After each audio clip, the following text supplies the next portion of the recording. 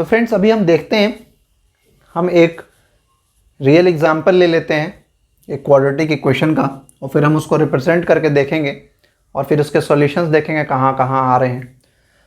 तो यदि मैं कहूँ कि यदि y इज इक्वल टू, मैं कोई एक क्वाड्रेटिक इक्वेशन कंसिडर कर रहा हूँ,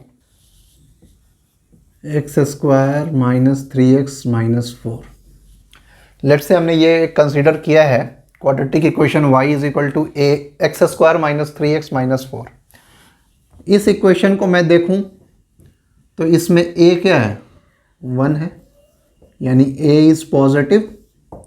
तो ये इक्वेशन हमेशा रिप्रेजेंट करेगा एक अपवर्ड पैराबोला। अब ये अपवर्ड पैराबोला ऐसा होगा या ऐसा होगा या इधर भी हो सकता है, इस केस में ये यहाँ भी हो सकता है। कहाँ लाई करेगा ये अभी मुझे पता नहीं है। जब तक मैं इसका सॉल्यूशन नहीं निकाल लूँ, वैल्यूज़ नहीं देख लूँ कहाँ पे करेगा, तभी मैं बोल नहीं पाऊँगा कि ये ऐसा होगा या ऐसा होगा। कहाँ कहाँ पे टच कर रहा है पता नहीं है मुझे।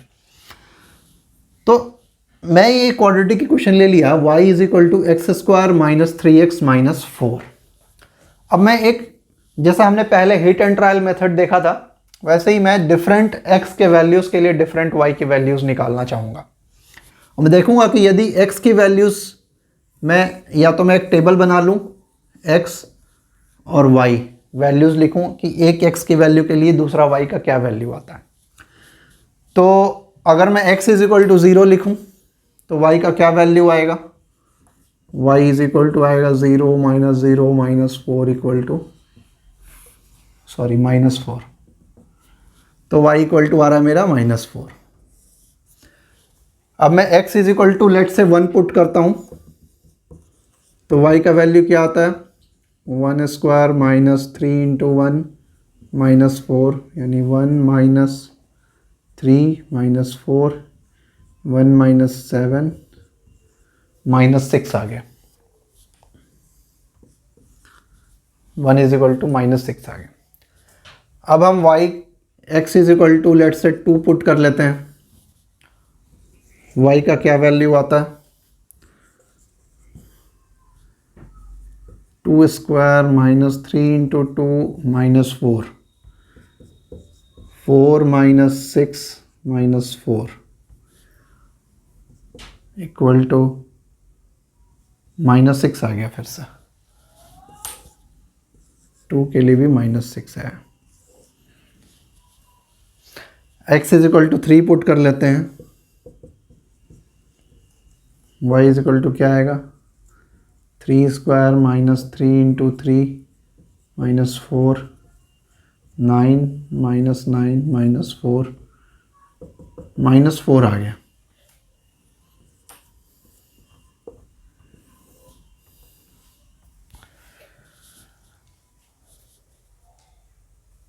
अब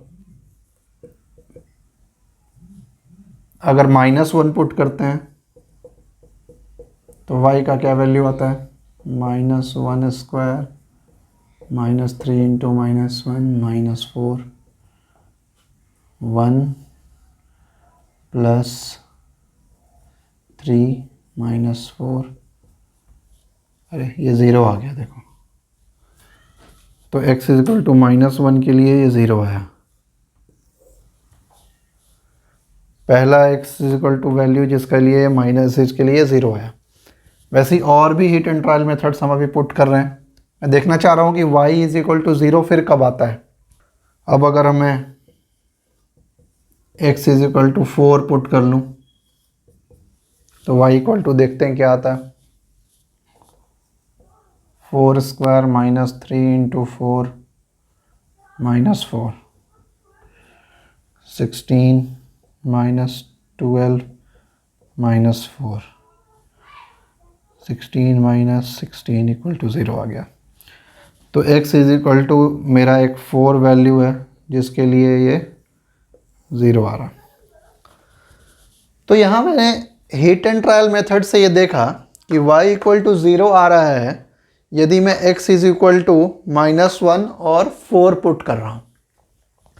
ये हिट एंड ट्रायल मेथड आपके लिए इतना आसान नहीं होगा, हर बार एक वैल्यू पुट करके y की वैल्यू 0 लाना और फिर उसको प्लॉट करना है, it is not very easy, क्योंकि आप ऐसे कौन से नंबर पे वो फाइनली 0 हो रहा है पता नहीं चलेगा।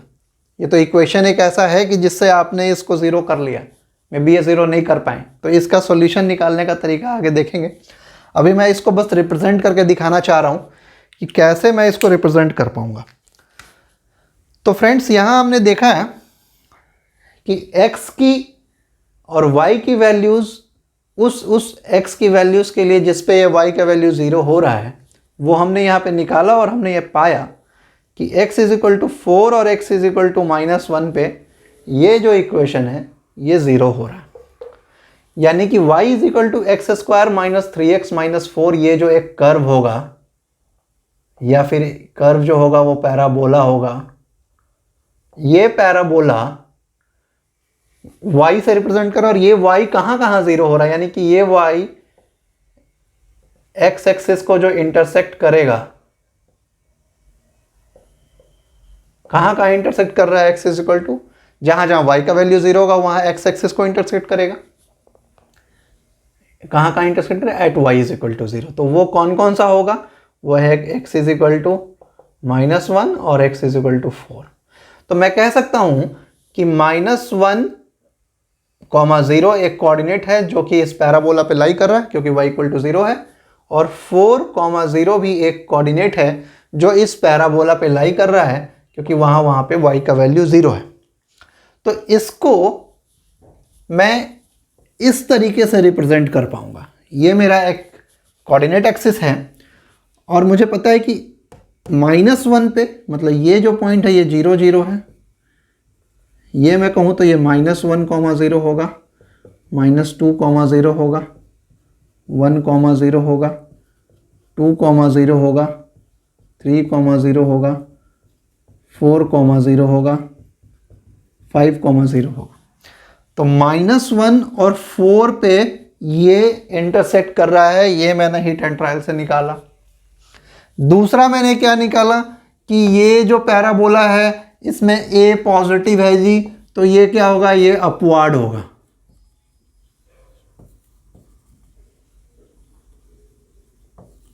अब देखो, याद है जब हमने लाइन निकाला था लीनियर इक्वेशन इन 2 वेरिएबल्स में, तो हम 2 पॉइंट निकाल लेते थे कि कहां पे वो x एक्सिस को टच कर रहा है, कहां y एक्सिस को टच कर रहा है। 2 पॉइंट है और 2 पॉइंट से एक ही स्ट्रेट लाइन गुजर सकती है, ये हमें पता है। तो उस दोनों पॉइंट्स को ज्वाइन कर देते थे और उसको एक्सटेंड कर देते थे, वही लाइन आ जाता था लीनियर इक्वेशन इन 2 वेरिएबल का। इस केस में देखो क्या कंडीशन है, हमें पता है कि ये क्वाड्रेटिक इक्वेशन है, तो ये क्या रिप्रेजेंट करेगा जी, ये तो एक पैराबोला रिप्रेजेंट करेगा। अब पैराबोला कैसा होगा, अपवर्ड या डाउनवर्ड, a का वैल्यू पे a क्या है, पॉजिटिव है, कैसा होगा, अपवर्ड पैराबोला। पता चल गया कि ऐसा पैराबोला होने वाला है। अब ऐसे पैराबोला को मेरे पास 2 पॉइंट हैं जहां पे ये पैराबोला इंटरसेक्ट कर रहा है, और वो है -1 और 4 x एक्सिस पे। तो -1 और 4 पे यदि ये पैराबोला इंटरसेक्ट कर रहा है, और ये पैराबोला नीचे कहाँ तक जाएगा, ऊपर कहाँ तक जाएगा, ये तो मैं नहीं कह सकता अभी, लेकिन मैं ये कह सकता हूँ कि ये एक ऐसा पैराबोला होगा जो -1, 0 और 4, 0 पे इंटरसेक्ट करेगा। अब ये कहाँ तक नीचे जा रहा है, ऊपर तो इन्फिनाइट तक जा रहा है, ये सारी चीज़ें हम जब हायर क्लासेस में जाएंगे, जैसा मैंने अभी बताया था कि कोऑर्डिनेट ज्योमेट्री जब हम पढ़ेंगे तो उस समय पूरा का पूरा पैराबोला एक चैप्टर होगा, तो उसमें हम डिस्कस करेंगे। फिर हम आगे की क्लासेस में जब हम कैलकुलस पढ़ेंगे तो हम देख पाएंगे कि मिनिमम वैल्यू कहाँ तक आता है कर्व का। फिर उस केस में भी देखिए कि कितना अच्छा से हम ग्राफिकली अगर रिप्रेजेंट करना आज जो हम सीख रहे हैं कितना इंपॉर्टेंट होगा मेरे लिए, जब मैं मैक्सिमम मिनिमा पढ़ूंगा, कर्व का मैक्सिमम वैल्यू कहाँ पे वो 0 होगा, कहाँ पे वो मैक्सिमम वैल्यू अटेंड करेगा, कहाँ मिनिमम वैल्यू अटेंड करेगा, स्लोप कहाँ 0 हो रहा है, वो सारी चीज़ें नेक्स्ट हायर क्लासेस में आप पढ़ेंगे। 10th के बाद जब हम कैलकुलस पढ़ेंगे, कैलकुलस कोऑर्डिनेट ज्योमेट्री में, ये सारी चीज़ें आप देखोगे कि कितना यूजेबल है। और अगर इस समय कॉन्सेप्ट आपका क्लियर होगा, मतलब आई गारंटी कि आपको वो सारी चीज़ें कितनी आसान लगने लगेंगी। आप बस कॉन्सेप्ट पे ध्यान दो, वो सारी चीज़ें आपको बहुत ही क्लियर हो जाएंगी, कोई प्रॉब्लम नहीं आएगा। तो अभी सिर्फ हमें ये जानने की ज़रूरत है कि ये अपवर्ड पैराबोला इस 2 पॉइंट पे इंटरसेक्ट कर रहा है, तो ये 2 पॉइंट इसका सॉल्यूशन होगा और इसको मैं ग्राफिकली ऐसे रिप्रेजेंट कर पा रहा हूँ। तो ये जो इक्वेशन है, इस इक्वेशन को मैं ऐसे ग्राफिकली रिप्रेजेंट कर पा रहा हूँ और ये equation x² minus 3x minus 4 equal to 0 को अगर मैं बोलूँ तो वो एक ऐसे रिप्रेजेंट कर पा रहा हूँ। ये जो ग्राफ है इसको मैं कह सकता हूँ कि it is y is equal to x² minus 3x minus 4 और ये y इक्वल टू 0 यहाँ हो रहा है, यानी कि ये इक्वेशन जो है x² माइनस 3x माइनस 4 ये यहाँ इंटरसेक्ट कर रहा है और यहाँ इस दोनों कोऑर्डिनेट एक्सिस पे इसके ये जो हमारा क्वाड्रेटिक इक्वेशन है ये इसका सॉल्यूशन है और ये इसका डिस्टिंक्ट रूट है। रूट्स निकालना अभी हम अलजेब्राइकली भी सीखेंगे, पहले हम ये देख लेते हैं कि ये कैसा रिप्रेजेंट कर रहा है। तो फ्रेंड्स, एक x में जो हमने एक पैराबोला लिखा, अपवर्ड या डाउनवर्ड पैराबोला, इसको हमने ऐसे रिप्रेजेंट किया। अभी मैं आपको ये भी बताऊंगा कि इसको ये पैराबोला हम ऐसे भी लिख सकते हैं और ऐसे भी बना सकते हैं, ऐसे भी बना सकते हैं और ऐसे भी बना सकते हैं। उस केस में ये y में एक y² प्लस 3y प्लस 2 यदि मैं इसको कहूँ और इसको मैं x इज इक्वल टू ये कहूँ तो मैं x को कहाँ ज़ीरो कर रहा हूँ वो बातें आ जाएंगी। सेम चीज़ है, पर अभी आप कॉन्सेंट्रेट करो इस पे कि एक x में अगर वेरिएबल है तो वो या तो अपवर्ड पैराबोला होगा या डाउनवर्ड पैराबोला होगा, डिस्टिंक्ट रूट है कि नहीं, एक कॉमन रूट है, ये सारी चीज़ें अभी हम इस केस में देखें। तो यहाँ पे हमने हिट एंड ट्रायल मेथड से वो वैल्यूज़ निकाले और फिर उसको मैंने यहाँ प्लॉट किया और फिर मैंने देखा कि इसको मैं ऐसे रिप्रेजेंट कर सकता हूँ। एक बार रिप्रेजेंट करना अगर मैं सीख लिया हूँ तो बहुत सारी चीज़ें जो मुझे अभी हायर क्लासेस में भी पूछी जा सकती हैं वो सारी चीज़ें भी अभी मेरी क्लियर हो गई हैं, अगर मैं ऐसे लिखना, ऐसे रिप्रेजेंट करना इस क्वाड्रेटिक इक्वेशन को सीख लिया। तो फ्रेंड्स, अभी और हम देखते हैं कि इस केसेस में सॉल्यूशंस, रूट्स कैसे निकाल पाते हैं, वो सारी चीज़ें अभी हम डिस्कस करेंगे।